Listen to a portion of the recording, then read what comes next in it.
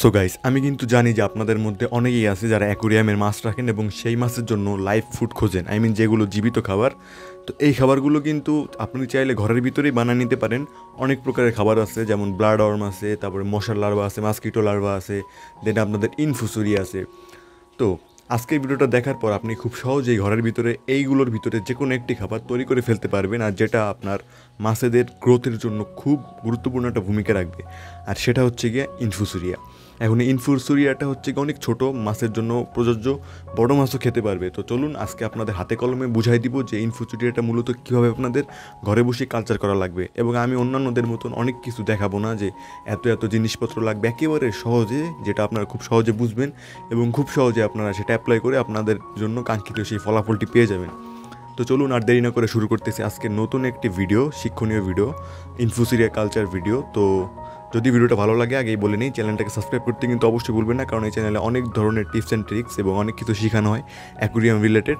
তো চলুন আজকে ভিডিওটা এখান থেকে শুরু করি। আর ভিডিওটাতে একটা লাইক করে দিবেন, আর আপনার কোনো প্রশ্ন থাকলে অবশ্যই কমেন্টে জানাবেন। আমি খুব শীঘ্রই আপনার কমেন্টের উত্তর দিয়ে দিব। তো চলুন এখন আপনাদের হাতে কলমে শিখিয়ে দেওয়া যাক। তো গাইস, আমরা যদি মূলত এই ইনফুসেরিয়াগুলো তৈরি করতে চাই, তাহলে আমাদের যে জিনিসগুলো লাগবে সেটা আমি আপনাদের প্রথমে বলতে চাই। আমাদের কিন্তু খুব বেশি কিছু লাগবে না। যেমন মনে করেন যে আমি এখানে নিচে হচ্ছে গিয়া, আমি আগেও এখানে মস্কিটো লার্ভা কালচার করতাম, এখনও ভিতর দিয়ে কিছু কিছু আছে। এগুলো হচ্ছে গিয়ে আমি আমাদের মাছকে খাওয়াই দিই। তো মস্কিটো লার্ভা বানানোর ভিডিওটা কয়েকদিন পরে আপনাদের দেখাই দিব, সেজন্য অবশ্যই সাবস্ক্রাইব করে রাখবেন। তো আজকে আমি বলতে চাই যে এই যে ওয়াটারটা আছে না, এটার ভিতরে এই ওয়াটারটা হচ্ছে গিয়ে অনেক দিনের পুরাতন ওয়াটার। অনেক দিনের পুরাতন ওয়াটারটা নিলে হচ্ছে কি আপনার ইনফুসুরিয়াটা খুব তাড়াতাড়ি উৎপন্ন হবে।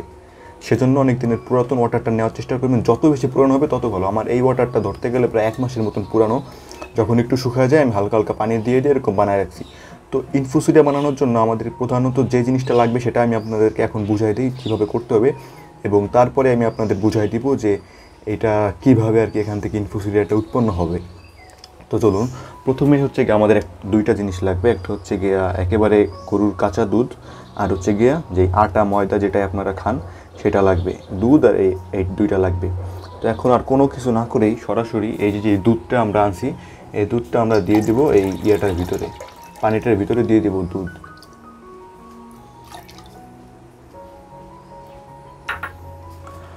ঠিক সেমভাবেই যে আটাটা আমরা আনতেছি, এই যে দেখেন এই পরিমাণ আটা আমি একটুটুকুন জলের ভিতর ইউজ করতেছি।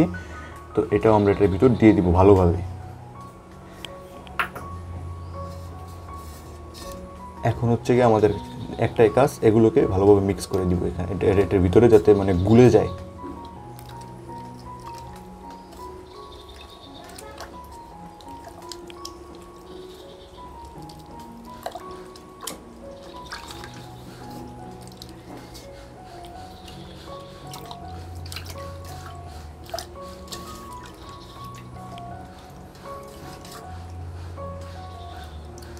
তো এই যে গাইস দেখতে পারতেছেন আমাদের এখানে দুধ এবং যে ময়দাটা আটাটা সেটা কিন্তু দেওয়া শেষ। এখন আমি আপনাদের বলি যে এখানে মূলত হবেটা কি। এখানে হবে কি, এখন যে আমরা তো সব কিছু জানি, যে সবাই জানি যে কোনো কিছু পচলে সেখান থেকে পোকা জাতীয় মানে যে কোনো ব্যাকটেরিয়া আর কি উৎপন্ন হয়।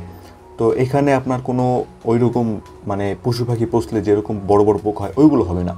এখানে হবে যে মাইক্রো পোকাগুলো হবে। এই যে দেখেন এখান দিয়ে হচ্ছে কি আমার ডাফনিয়াও আছে কিছু। তো মাইক্রো পোকাগুলো যেগুলো হবে, এই দুধ এবং এই আটাটা পচে, তো ওইগুলোর নাম হচ্ছে কি ইনফুসুরিয়া। এবং ইনফুসুরিয়াটা কিন্তু অনেক ছোট ছোট, এমনকি আপনাদের এখানে ছোট ছোট লম্বা লম্বা কিছু পোকাও হতে পারে।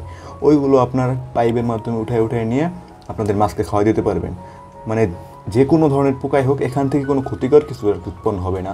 সব কিছু আপনাদের মাছদেরকে খাওয়াতে পারবেন। তো এইটা আপনাদের প্রায় রেখে দিতে হবে কয়েক সপ্তাহের জন্য। তারপরে গিয়ে দেখবেন যে এইগুলো পচে ফেনা টাইপের হয়ে গেছে, বা যেরকমই হোক, হয়তো বা দেখবেন এখান দিয়ে এই যে চিকন চিকন সাদা সাদা পোকা উঠে বেয়ে উঠতে যাবে।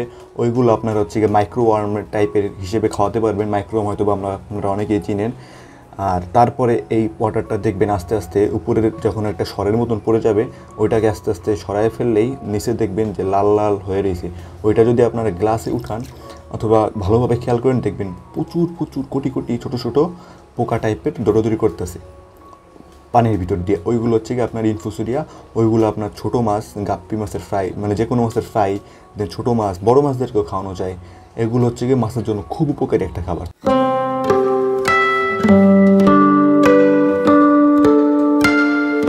এখন তো আমি আপনাদের দেখাতে পারতেছি না, পরবর্তীতে 2-3 সপ্তাহ পরে আমি দেখবো যে এখানে কি পরিবর্তনটা আসছে এবং আপনাদের শিখাই দিব, বুঝাই দিব যে কোনটা ইনফুসোরিয়া। আর একটা টিপস দেই, আরেকটা টিপস বলতে কি, আপনারা এই উপরে যে সাইডটা আছে না, এটাকে পলিথিন দিয়ে অথবা কস্টেপ দিয়ে একেবারে এমনভাবে বেঁধে দিবেন যাতে বাইরের থেকে কোনো পোকামাকড় এসে না বসতে পারে, মশা এসে না বসতে পারে। তাহলে কী হবে, মশাগুলো বাইরের থেকে আসা পোকামাকড়গুলো এখানে ডিম পেড়ে যাবে, মাছিতে অন্যান্য পোকামাকড়ে ডিম পেড়ে যাবে, তাহলে ওখান থেকে আপনার বড় বড় পোকা উৎপন্ন হবে, লার্ভা উৎপন্ন হবে। তো সেটা যদি আপনারা না চান, শুধু যদি ইনফুসোরিয়া এবং মাইক্রো ওয়ার্ম টাইপের ওয়ার্ম চান, তাহলে আপনারা শুধু এটাকে একেবারে ঢেকে দিবেন যাতে বাইরে থেকে কোনো কিছুতে এসে ডিম না পারতে পারে। আপনারা এখনই, আজকে যদি ভিডিওটা দেখেন, এই জিনিসটা এখনই করে রাখেন, কারণ যেহেতু হতে একটু সময় লাগে, তো যত তাড়াতাড়ি করবেন ততই ভালো। তো চলুন আজকের ভিডিওটা এখানেই, পরবর্তী ভিডিওতে অথবা কয়েকটা ভিডিওর পরে একটা ভিডিও দিয়ে আমি আপনাদের এটার ফলাফলটা দেখাই দিব। তো চলুন আজকের মতন বাই, ভালো থাকবেন আর চ্যানেলটিকে সাবস্ক্রাইব করে দিতে ভুলবেন না।